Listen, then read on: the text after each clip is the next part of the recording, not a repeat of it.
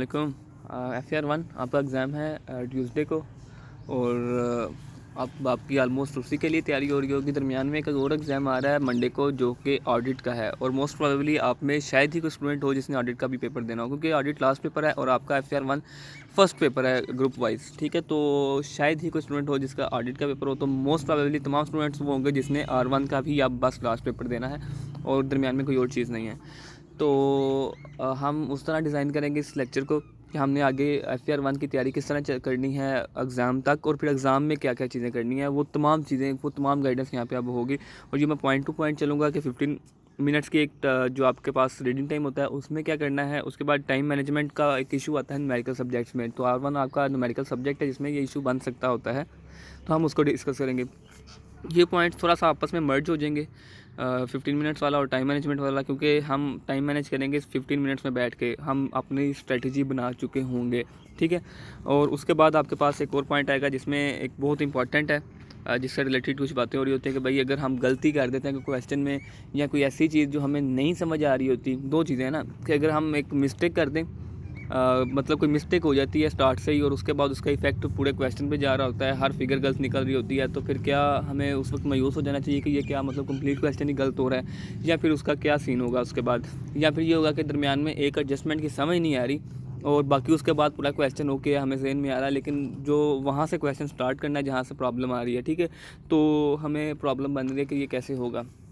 तो वो चीज़ें हैं। फिर थोड़ी बहुत स्टैंडर्ड की डिस्कशन थोड़ी करूँगा। उसकी रीज़न ये है कि पहले मैं आपको इस पे लेक्चर रिकॉर्ड करके दे चुका हूँ कि भाई स्टैंडर्ड्स को आपने कैसे यूज़ करना है, तो वो एक ब्रीफ सा हम बात इस पे कर लेंगे। उसके बाद ओवरऑल अप्रोच में फिर मैं बताऊंगा कि अब आपने स्ट्रेटजी आपने समझ लिया है, अब आज से लेके अभी से लेके आपने पेपर तक क्या करना है। तो अगर मैं स्टार्ट करूँ 15 मिनट्स रीडिंग टाइम में, तो इसमें मैं आपको पहले ही बता रहा हूँ कि हम इस मिनट्स में अपने स्ट्रेटजी को डेवलप कर चुके होंगे। इसी से आपका टाइम मैनेजमेंट ओके हो जाएगा। अगर आप इसमें वो वाली स्ट्रेटजी अपना लें जो मैं यहाँ पे बताने जा रहा हूँ, तो आपका टाइम मैनेजमेंट का इशू बहुत कम आ रहा होगा। अच्छा, सबसे पहले आपको पेपर मिला, मैं यहाँ से बात स्टार्ट करूँ। पेपर आपको मिला, ठीक है, आपने पेपर को बल्कि एग्ज़ाम वो मैं बाद में बात करता हूँ, ठीक है। पेपर आपके पास अब आ चुका है, ठीक है। सबसे पहले आपने करना क्या है, सबसे पहले आपने पेपर को एक दफ़ा देखना है, टॉपिक्स चेक कर लेने हैं, क्योंकि टॉपिक रिक्वायरमेंट से और यहाँ क्वेश्चन के एक दफ़ा ओवरव्यू देखने से आपको मालूम हो जाता है कि ये किस टॉपिक का क्वेश्चन है, ठीक है। तो एक दफ़ा आपने टॉपिक से रिकगनाइज़ कर लेना है कि ये कहाँ कहाँ से आपसे क्वेश्चन आ गया है, ठीक है। ये करने के बाद फिर आपने क्या करना है कि थोड़ा सा चीज़ों को गौर से देखना है कि भाई किस कैलिबर का क्वेश्चन है, कि मेरे से होने वाला क्वेश्चन है ये थोड़ा सा टफ़ है, क्योंकि टफ़ क्वेश्चन भी आपको मिल जाएंगे पेपर में और इजी भी मिलेंगे। मतलब ये तो कंफर्म है ना भाई, सारा कुछ इजी भी नहीं होगा, सारा कुछ टफ़ भी नहीं होगा, कुछ पोर्शन टफ़ होगा, कुछ ईजी होगा, ठीक है। तो आपने फिर क्वेश्चंस को वन बाय वन थोड़ा सा मतलब गौर से, एडजस्टमेंट्स को नहीं देखना कि भाई इसके एडजस्टमेंट कैसे होगी, सिर्फ आपने क्वेश्चन को ओवरऑल देखना है कि आपसे ये क्वेश्चन कंप्लीट आराम से हो जाएगा, ये थोड़ा बहुत इशू के साथ कंप्लीट हो जाएगा, या ये पूरा ही तंग करेगा मुझे क्वेश्चन, ठीक है। तो वो आपने चेक कर लेना कि भाई ये जितने भी क्वेश्चन हैं उसमें कौन कौन सा क्वेश्चन थोड़ा सा मुझे लग रहा है कि यार ये ओके हैं, और कौन कौन सा क्वेश्चन मुझे लग रहा है कि यार इसमें थोड़ा सा इशू आ रहा है, ठीक है। वो आपने चेक कर लेने हैं। ये तकरीबन देखने में तकरीबन 5 मिनट में ये सारा काम हो जाएगा, कि आपको आइडिया हो जाएगा कि यार ये कैसी कैसी चीज़ें हैं, कि कौन सा क्वेश्चन थोड़ा सा ज़्यादा टफ लग रहा है मुझे, या कौन सा क्वेश्चन ज़्यादा इजी लग रहा है। ये चीज़ें होगी। उसके बाद फ़ौरन बाद आपने क्या करना है, अब मैं यहाँ पे एक चीज़ डिज़ाइन करने वाला हूँ। ये आपका पेज होगा पेपर का पहला, ये दूसरा, ठीक है, और इसी तरह मतलब आगे होगा। यहाँ पे आपका क्वेश्चन नंबर 1 लिखा है, और यहाँ पे आपका क्वेश्चन नंबर 2 लिखा है, ये आपका क्वेश्चन नंबर 3 लिखा है, ये क्वेश्चन नंबर 4 लिखा है। यहाँ पे मैं एक इम्पॉर्टेंट बात करनी है जिसकी वजह से मुझे थोड़ा सा प्रेजेंटेशन के साथ काम करना पड़ रहा है। और क्वेश्चन नंबर 5 और क्वेश्चन नंबर 6, समझ लें कि ये 6 क्वेश्चन है। वैसे तो एक्सपेक्टेड है कि 8-9 क्वेश्चन होंगे, समझ लें कि ये 6 क्वेश्चन है। इसमें MCQ मैं भी नहीं कर रहा, ठीक है। चलो कर लेते हैं कि भाई ये वाला क्वेश्चन जो था ना ये MCQ वाला था।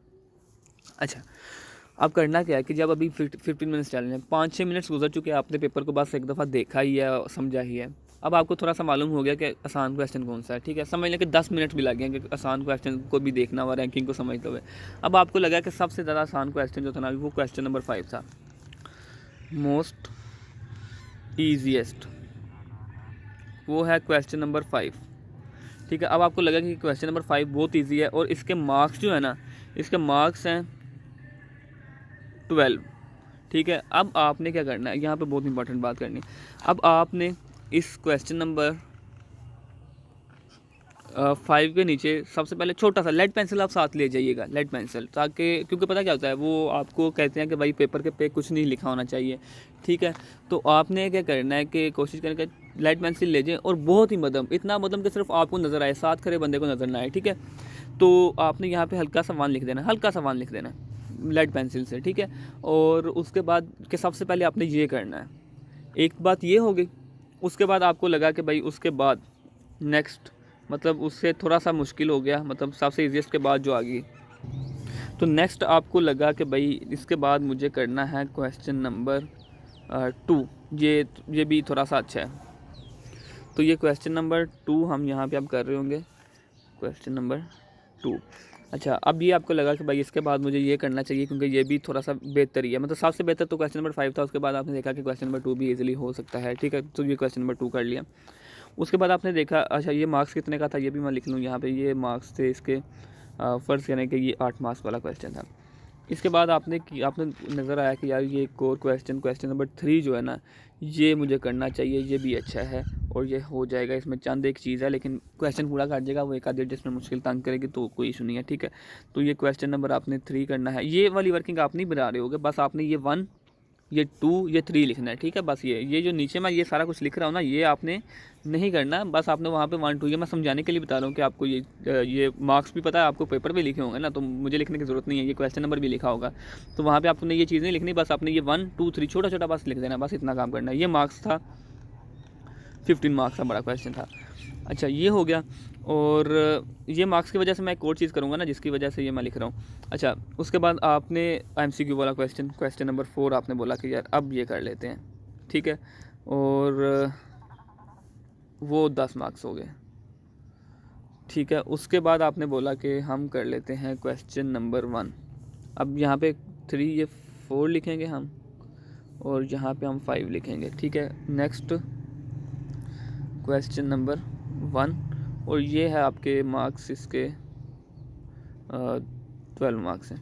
अब यहाँ पे अब फ़र्ज़ करो ये क्वेश्चन हमने रैंकिंग सब कर लिया। ठीक है। पूरे पेपर पे आपने इस तरह 1, 2, 3 सिर्फ ये लिखना है, मतलब ये वाला जो काम मैं कर रहा हूँ, मैं ऑलरेडी बता रहा हूँ कि ये आपने नहीं करना। आपने सिर्फ ये 1, 2, 3, 4 और 5 लिख देना, और ये भी बहुत छोटा और बहुत बारीक सा लेड पेंसिल से लिखना है कि भाई आपको भी मुश्किल से नज़र आए। ठीक है। बस नज़र आ जाए कि आप जब करने लगे क्वेश्चन तो आपको पता लग जाए कि हाँ ये मैंने, या इसके बाद ये करना है। अब यहाँ से मैं इंपॉर्टेंट बात जो करने वाली, जो टाइम मैनेजमेंट में आसान करेगी, मतलब ये तो अब ये तो सिंपल है कि आपने पहले आसान क्वेश्चन करना, लेकिन अब टाइम मैनेजमेंट की बात आने वाली है। एक चीज़ आपको बता दूं कि भाई जो आपका माइंड है ना, उसको आपने पूरी सपोर्ट देनी है, उस पर बर्डन नहीं डालना। मतलब जब आप क्वेश्चन को पकड़ते हो या पेपर को पकड़ते हो, तो उससे पहले कुछ चीज़ें हो चुकी होती हैं। एक तो आप मोस्ट ऑफ द स्टूडेंट्स नींद नहीं पूरी करते रात को, वो तो आपने लाजमी करनी है। ठीक है। फिर भी कुछ ना कुछ इशू होता है क्योंकि बच्चे पढ़ रहे होते हैं, तमाम स्टूडेंट्स पढ़ रहे होते हैं, ज़रा बर्डन होता है, प्रेशर होता है, तो फिर भी चलो ठीक है, किसने पूरी की नहीं की होगी। उसके बाद बहुत सारे स्टूडेंट को ट्रैवल करना पड़ता है, वो ट्रैवल करके जाते हैं। ठीक है। उसके बाद फिर एग्ज़ाम सेंटर में जाके बैठे, दोस्तों में मिले, गपशप लगाई। ठीक है। और कोशिश करें ना गपशप लगाएं, पेपर के बाद भी तो वो वही होंगे, तो लिहाजा अपना कुछ रिवाइज़ कर लें, नोट्स अगर साथ हैं तो वो ले लें, स्टैंडर्ड्स आपके पास कम से कम होंगे तो वो देख लेने हैं। ठीक है। फिर भी आप वहाँ पे बैठे हैं, फिर उन्होंने एग्ज़ाम हॉल के अंदर आपको एंटर कर लिया है, फिर भी आप वहाँ पे बैठे हैं, उस वक्त दवाएं वगैरह पढ़ लेनी है, सारा कुछ कर लिया है, पेपर अब आपके पास आया है, फिर आपके 15 मिनट्स टाइम है। थोड़ा सा प्रेशर मज़ीद बढ़ जाता है कई दफ़ा, कुछ 1-2 क्वेश्चन ऐसा टफ दे के, लेकिन फिर जब करने लगती हो तो फिर जब कुछ बहुत स्मूथ क्वेश्चन होते हैं तो फिर चीज़ें कवर हो जाती हैं। लेकिन इन सब सिनेरियोज़ में आपका माइंड ना थोड़ा सा स्लो हो चुका होता है, क्योंकि आपने कोई क्वेश्चन ही सॉल्व करके बैठे अभी रिसेंटली कि भाई आपका माइंड बहुत शार्प चल रहा है, तो आपका माइंड थोड़ा सा स्लो हो चुका होता है। लिहाजा पहला जो क्वेश्चन होगा ना, फर्स्ट क्वेश्चन, वो थोड़ा सा ज़्यादा टाइम ले रहा होता है। मतलब वो कहता है कि भाई अभी तो स्टार्ट ही नहीं हुआ मेरा माइंड, तो मैं कैसे इतनी स्पीड से लिखूँ। अब बच्चे क्या करते हैं कि नॉर्मली करते हैं, अगर पहला क्वेश्चन था 12 मार्क्स का, यहाँ मैंने लिखा, ये इसलिए मैंने लिखा था कि 12 मार्क्स का था, ये इसको करते हैं 1.8 से मल्टीप्लाई। अगर मैं साथ में कैलकुलेटर ओपन करूं तो 1.8 से इसको मल्टीप्लाई करते हैं, क्योंकि आपके पास ये एक थ्रेशोल्ड होता है आपके पास, तो आप 12 को मल्टीप्लाई करते हो तो आपके पास कोई तकरीबन 22 मिनट निकलते हैं। 12 मार्क्स का क्वेश्चन है, 22 मिनट निकलते हैं। अब ये देखो, ये 1.8 से आपने मल्टीप्लाई यहाँ पे किया। अब मैं यहाँ पे ये पूछना चाहता हूँ कि देखो, आपने क्वेश्चन पेपर जब पकड़ा था, आपका माइंड बहुत स्लो था, तो स्लो माइंड के साथ भी आप 1.8 लिख रहे हो, और जब आप मिड ऑफ द पेपर पे पहुँचोगे, जब आपका माइंड फुल शार्प हो चुका था, मिड से भी ऊपर चले जाएगा, आपका हाथ बहुत तेज़ी से चल रहा होगा, तब भी अगर आप 1.8 लिखो तो ये अच्छी बात नहीं है। उस वक्त ये 1.8 ज़्यादा टाइम होगा, आप कम टाइम आपको चाहिए उन क्वेश्चन को करने के लिए, मतलब आप जल्दी कर सकते हो क्योंकि माइंड बहुत शार्प हो चुका था। और ये काम स्टार्ट में कम है, यहाँ पे ज़्यादा है। जब आप मिड जो पेपर, आधा पेपर काट चुके होगे, उसके बाद माइंड बहुत तेज़ चल रहा होगा क्योंकि आप स्मूथली आप वर्किंग कर रहे होगे, और यहाँ पे ये टाइम कम है क्योंकि अभी आपका माइंड बहुत स्लो है। अभी आपने रिदम में आना है, जब रिदम में आ जाता है तो फिर आप बहुत स्मूथली पेपर करते हो। तो स्टार्ट में कोशिश करो कि कम से कम ये 22 मिनट है ना, तो 22 नहीं तो अगर 12 को आप 2.2 से मल्टीप्लाई करो, ठीक है, 12 को 2.2 से मल्टीप्लाई करो, कम से कम 26 मिनट आप इसको दे दो, ठीक है। क्योंकि भाई अब 12 मार्क्स हैं और क्वेश्चन ये पूरी इंपॉर्टेंस से रखता है, लेकिन इस पर थोड़ा टाइम ज़्यादा लगेगा। आपका अगर माइंड प्रेशर में आएगा, आपका हाथ तेज़ी लिखने की कोशिश करेगा, हाथ से आप कोशिश करोगे कि बात तेज़ लिखें, लेकिन माइंड जो है ना वो आपका थोड़ा सा स्लो चल रहा होगा, ठीक है। तो आपने पहला 1-2 क्वेश्चन है वहाँ पे ज़रा मल्टीप्लिकेशन ज़रा अच्छी वाली कर देनी है, थोड़ी ज़्यादा वाली, फिर आपने ऐसा 2.2 पे आना, फिर 1.8 और अल्टीमेटली 1.6 और 1.5 पे आ जाना है, क्योंकि आखिर पे आके आप थोड़ा सा ज़्यादा तेज़ लिख रहे होगे, आप रिदम में आ चुके होगे चीज़ों के, ठीक है। तो फिर कम वक्त में भी वो क्वेश्चन हो जाएगा। तो स्टार्टिंग में जो पहला 1-2 क्वेश्चन है उसमें ज़्यादा टाइम ज़्यादा भी लग जाए तो इशू नहीं है। अच्छा, अब मैं यहाँ पे डिज़ाइनिंग करता हूँ। देखो, पहला क्वेश्चन आपने ये करना था, क्वेश्चन नंबर 5, 9:15 से उसने अलो किया कि भैया अब आप लिखना शुरू कर दो। तो मैंने यहाँ पे क्या लिखा, 26 मिनट, 25 ही लगा लो, तो 9:15 से अगर हम शुरू करें तो 25 मिनट बनेंगे आपके 9:40 पे, ठीक है। 9:40 पे आपका 25 मिनट बनेंगे। आपने यहाँ पे ना इसके साथ छोटा सा लिख देना 9:40। ये काम कब हो रहा है, रीडिंग टाइम में ये काम हो रहा है। अभी आपने रीडिंग, ये मैं समझा रहा था इसलिए टाइम ज़्यादा लगा। रीडिंग टाइम में करना क्या है कि पहले आपने ये प्रेफरेंसेस डिज़ाइन करनी है, 1 2 3, पहले कौन सा करना है, फिर कौन सा करना है, फिर उसके बाद कौन सा करना है। उसके बाद आपने ये टाइम लिखना शुरू कर दिया कि भाई 9:40 पे ये ख़त्म हो जाना चाहिए। ये बहुत इंपॉर्टेंट चीज़ है। अगला क्वेश्चन क्वेश्चन नंबर 2 था और उसके मार्क्स थे 8 मार्क्स। अगर मैं मल्टीप्लाई करूँ, 8 इंटू 2.1 से मल्टीप्लाई करूँ तो तकरीबन 17 मिनट, ठीक है। तो 17 मिनट्स आपको चाहिए, और यहाँ पे 9:40 हुए हैं तो 9:57 के भी अगर मैं लिख दूँ को तो 10 बजे तक आपने ये क्वेश्चन कंप्लीट कर लेना है। उसके बाद क्वेश्चन नंबर 3 आ गया। अब आप थोड़ा सा स्मूथ होने वाले हो, ठीक है। थोड़ी सी चीज़ें ज़रा आपकी अच्छी हो रही हैं। क्वेश्चन नंबर 15 मार्क्स का क्वेश्चन है, तो आप 15 का मल्टीप्लाई करो 1.9 से तो तकरीबन 28 मिनट्स। अब आप थोड़ा सा नीचे आना शुरू हो जाएगा, अब कम टाइम में आप चीज़ों को लेकर चलना शुरू हो जाएगा, तो 28 मिनट्स में तो अब 10:28 तक आप ये क्वेश्चन कंप्लीट कर चुके होंगे। मैं अभी बताता हूँ कि अगर आपका टाइम इससे ज़्यादा हो जाए तो फिर क्या करना है, ठीक है। अभी क्वेश्चन ना कंप्लीट हो। क्वेश्चन नंबर 4 है MCQ, जहाँ पे टाइम थोड़ा ज़्यादा बच जाता है, अक्सर ज़्यादा बच जाता है, क्योंकि यहाँ पे ज़रा चीज़ें जल्दी हो जाती हैं। अब चारों आंसर आपके सामने होते हैं, कई दफ़ा आपको डायरेक्टली मालूम होता है कि भाई ये आंसर है, तो वहाँ पे 1.8 मिनट। अब 1 मार्क्स को वैसे आप 1.8 मिनट टाइम दे रहे हो ना, तो कई दफ़ा MCQ बस आप चंद सेकंड्स में कर लेते हो, 30 सेकंड में कर लेते हो, तो यहाँ पे कितना टाइम बच रहा है, तो MCQ थोड़ा सा टाइम बचा जाता है, ठीक है आपका। तो यहाँ पे अगर आप 10 मार्क्स के MCQ हैं तो आप सिंपल कह लो कि आपके 12 मिनट लग जाएंगे। ये भी ज़्यादा हैं वैसे तो, 12 से पहले भी हो जाता है, ठीक है। तो यहाँ पे आपके टाइम की बचत हो जाएगी और आप अच्छे पोर्शन पे आ जाओगे। अब यहाँ पे 12 नहीं लिखना आपने यहाँ पे वही लिखना है कि आप 10:28 से पहुँचे थे, तो 10:30 और 10:40 पे आपका ये क्वेश्चन हो जाना चाहिए, ठीक है। उसके बाद इसी तरह आपने यहाँ पे टाइम लिखना है जो भी उसके रिस्पेक्टिव बनेगा, ठीक है। और आपने अपने 12-15 तक अपने टाइम को डिफाइन कर लेना है, ठीक है। अब आपने क्वेश्चन करना शुरू किया। पहला क्वेश्चन, टाइम 9:15 बज गए, उसने बोला कि चलें जी राइटिंग स्टार्ट।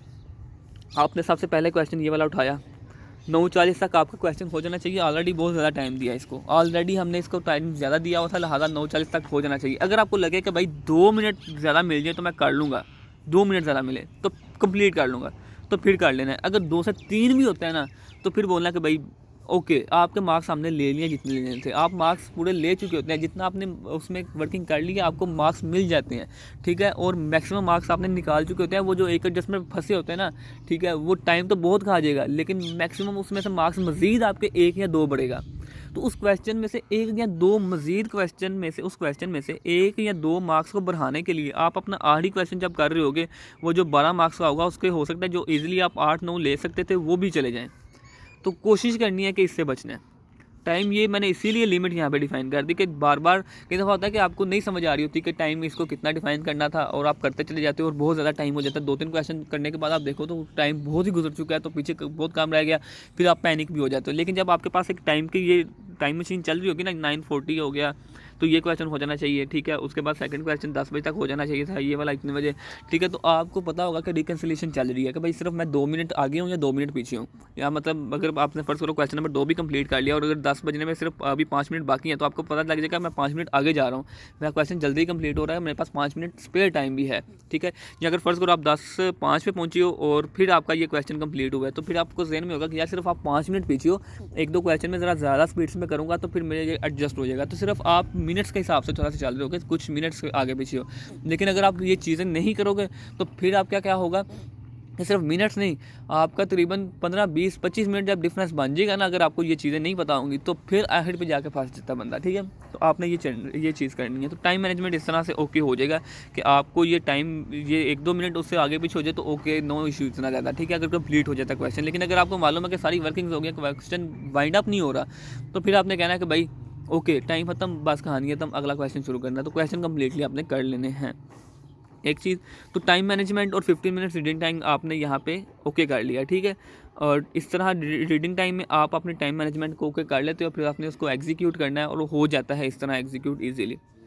उसके बाद आपकी बहुत इंपॉर्टेंट चीज़ आ जाती है कि if there are some adjustment in question not known to you, मतलब आपने कुछ 1-2 एडजस्टमेंट पेपर में आ गई, आपको समझ नहीं आ रही यार ये हमने कहाँ पे पढ़ी थी, इसको कैसे करना है, या बिल्कुल आउट ऑफ कॉन्टेक्स्ट जा रही है, तो फिर आपने एक चीज़ ये, और दूसरा ये कि अगर आपसे वैसे पढ़ी थी लेकिन एडजस्टमेंट बहुत टफ आ गई है, नहीं हो रही, या कोई फिगर गलत निकल रही है, तो फिर आपने क्या करना है, ये भी एक इंपॉर्टेंट चीज़ है। देखो यहाँ पे मैं आपको बताता हूँ। क्वेश्चन एक आया, उसके कुछ चीज़ें लिखी, फिर कुछ डाटा लिखा, फिर कुछ डाटा लिखा, रिक्वायरमेंट लिखी। आपको क्वेश्चन समझ लग गया कि ठीक है जो रिक्वायरमेंट लिखी है ये इस तरह निकल आएगी। आप निकालना शुरू किया, दरमियान में एक फ़िगर निकालनी थी और वो नहीं निकल रही, ठीक है। बहुत इशू बन गया कि यार ये समझ नहीं आ रही कि ये क्या होगा, ठीक है। अगर मैं आपके क्वेश्चन पेपर को देख लूँ, एग्जांपल दे रहा हूँ, लेकिन ये एग्जांपल आपने बिल्कुल अपने माइंड में फिट नहीं कर लेनी। इस तरह अगर खुदा ना खास्ता आप फंसते हो तो फिर ये काम करना है, ठीक है, वरना पूरी कोशिश करनी है कि आप वो एडजस्टमेंट खुद सॉल्व कर लें। Statement of changes in equity, ये सिर्फ समझाने के लिए मैं बात कर रहा हूँ। प्रॉफिट आफ्टर टैक्स आपको चाहिए होता है, ठीक है। उसमें आपका एरर वाला क्वेश्चन मिक्स कर सकता है। वो कहेगा कि भाई ड्यूरिंग द ईयर आपने ये एडजस्टमेंट गलत की, ये एडजस्टमेंट डील ही नहीं की, ठीक है, जो कि प्रॉफिट एंड लॉस स्टेटमेंट से आ रही थी, तो जिसकी वजह से आपका प्रॉफिट आफ्टर टैक्स की फ़िगर गलत निकली होगी।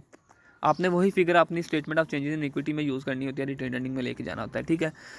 अब ये प्रॉफिट आफ्टर टैक्स की फ़िगर तो गलत है, तो statement of changes in equity बनाओगे तो रिटेन अर्निंग में जो प्रॉफिट जा रहा होगा, प्रॉफिट आफ्टर टैक्स, वो गलत जाएगा, जिसकी वजह से उसका बैलेंस भी गलत निकलेगा। उससे मज़ीद कुछ चीज़ें लेस वगैरह हो रही हैं रिटेन अर्निंग से, वो सारा कुछ हो रहा है, एक प्रॉफिट आफ्टर टैक्स उसमें ऐड होता था, तो आपका ये क्लोजिंग भी गलत निकलेगा, प्रॉफिट आफ्टर टैक्स भी गलत दरमियान में लिखोगे, ओके। प्रॉफिट आफ्टर टैक्स आपने फिर देखा कि भाई कौन कौन से एरर हैं, आपने उनको ठीक करने की कोशिश की। सबसे पहले कोशिश करनी है कि कम्प्लीटली ठीक किया जाए, मतलब पहला एरर देखा, अच्छा ये चीज़ थी उसने ऐसे किया, इसका ट्रीटमेंट क्या होगा, अच्छा इसका इफेक्ट प्रॉफिट एंड लॉस पे ये जाएगा कि प्रॉफिट इतने से हम बढ़ा दें तो इंक्रीज़ कर दें तो फिर ओके हो जाएगा। फिर अगला एडजस्टमेंट पड़ी, प्रॉफिट इतने से हम कम कर दें, ठीक है, तो फिर ये ठीक हो जाएगा। 3 एडजस्टमेंट्स थी, आपने 1 ठीक की या 2 ठीक की या 3 ठीक की। फ़र्ज़ करो आपने 1 ठीक की, 2 गलत की, या 2 की आपको समझ नहीं आई, आपने उसका कुछ नहीं किया, प्रॉफिट आफ्टर टैक्स जो निकला वो फिर भी गलत ही निकला, क्योंकि तीनों एडजस्टमेंट ठीक होंगे तो प्रॉफिट आफ्टर टैक्स ठीक निकलेगा। लेकिन आपने ये जो 1 एडजस्टमेंट की है इसका मार्क आपको मिल जाएगा, इसका सेपरेट मार्क्स होंगे, इसका मार्क्स आपको मिल जाएगा। अगर 2 की हैं तो इसका भी आपको मार्क्स मिल जाएंगे। अब फ़र्ज़ करो कि भाई आपने ये एक एडजस्टमेंट ठीक किया, दो एक गलत की है, मतलब आपने करने की कोशिश की गलत हुई, और एक आपने की नहीं, समझ से ही बाहर थी, ठीक है। तो एक ये तो मार्क मिल चुका है, लेकिन अभी एक और प्रॉब्लम है कि भाई आपका प्रॉफिट आफ्टर टैक्स तो गलत निकला था ना, क्योंकि भाई एक तो ठीक की लेकिन दो आपका नहीं एडजस्ट कर पाए, तो प्रॉफिट आफ्टर टैक्स गलत निकला। ये मार्क तो आपको मिल चुका है, ये जो एक एडजस्टमेंट ठीक करके अपने प्रॉफिट को थोड़ा सा करेक्ट किया। फिर ये यहाँ पे प्रॉफिट आफ्टर टैक्स की फ़िगर यहाँ पे आ जाती है, ठीक है। अब आपको एक एडजस्टमेंट बताई जाती है, एक और क्वेश्चन में एक और चीज़ बताई जाती है कि भाई वो कहता है कि आपका जो भी प्रॉफिट आफ्टर टैक्स निकलेगा उसका 5% आप एक रिज़र्व में लेके जाते हो, ठीक है, जो आपने सेपरेटली मेंटेन किया हुआ है। तो यहाँ पे आप लिखोगे कोई रिज़र्व और गलत प्रॉफिट, क्योंकि ये तो आपने गलत निकाला है, क्योंकि आपके पास पहले भी गलती था, उसमें एडजस्टमेंट करनी थी, एडजस्टमेंट भी आपको समझ नहीं आई, एक आधी ठीक हुई बाकी नहीं ठीक हो सके, तो ये प्रॉफिट आफ्टर टैक्स गलत आया। अब इसका अगर 5% लेके आप यहाँ पे लिखते हो, क्या उसके मार्क्स मिलेंगे?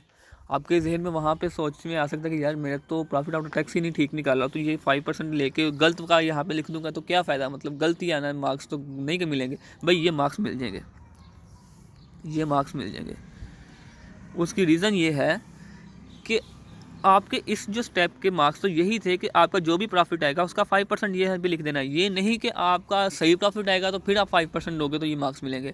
आपका गलत प्रॉफिट भी आया लेकिन आपने एग्जीक्यूट कर दिया उस स्टेप को कि भाई उसका 5% लेना है, तो ये मार्क्स भी आपको मिल जाएंगे। और यहाँ पे क्लोजिंग जो निकलेगा, क्लोजिंग अगर इसमें जो दो एडजस्टमेंट थी जो आके आपने ठीक नहीं की उसकी वजह से गलत हुआ है, मतलब क्लोजिंग आपने फिर निकाला, रिटेन अर्निंग पहले भी थी, रिटेन अर्निंग का क्लोजिंग निकाला, प्रॉफिट आफ्टर टैक्स उसमें ऐड हुआ था, प्रॉफिट आफ्टर टैक्स गलत निकला हुआ था क्योंकि ये दो एडजस्टमेंट आपने नहीं की थी, तो ये दो एडजस्टमेंट के मार्क्स यहाँ पे कट चुके हैं।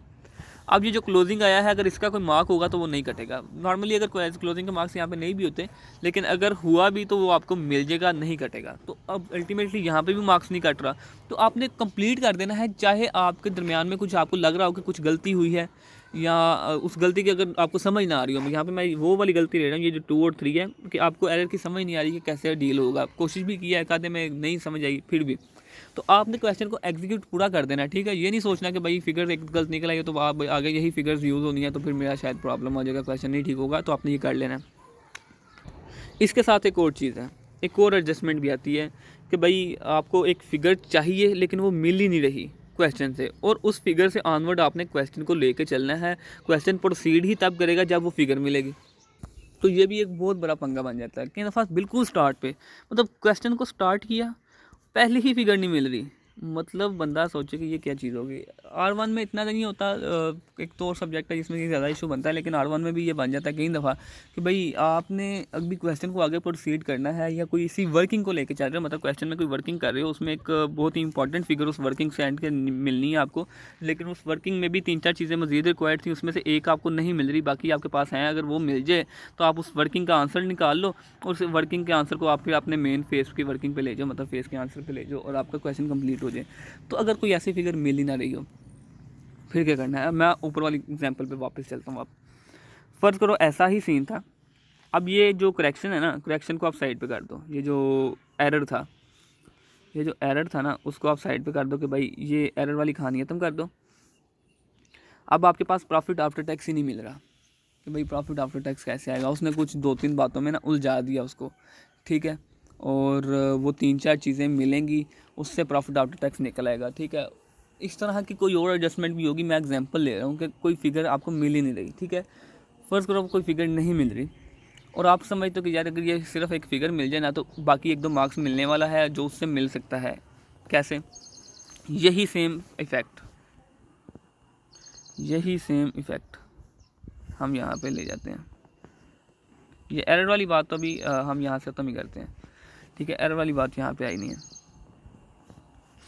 यही हमारे पास जो है ना, ये रिटेन्ड अर्निंग थी, ये रिज़र्व आपने मेंटेन किया हुआ था जिसमें से प्रॉफिट आफ्टर टैक्स में से रिज़र्व में आप चीज़ें मूव करते थे। आपने प्रॉफिट आफ्टर टैक्स नहीं निकल रहा, कुछ बहुत ही पता नहीं अजीब सी बातें उसने लिख दी, और बिल्कुल आप एस्टिमेट ही नहीं लग रहा यार कि मतलब यार कैसे निकल पाएगा। ऐसे किसी भी क्वेश्चन में हो सकता है, ठीक है।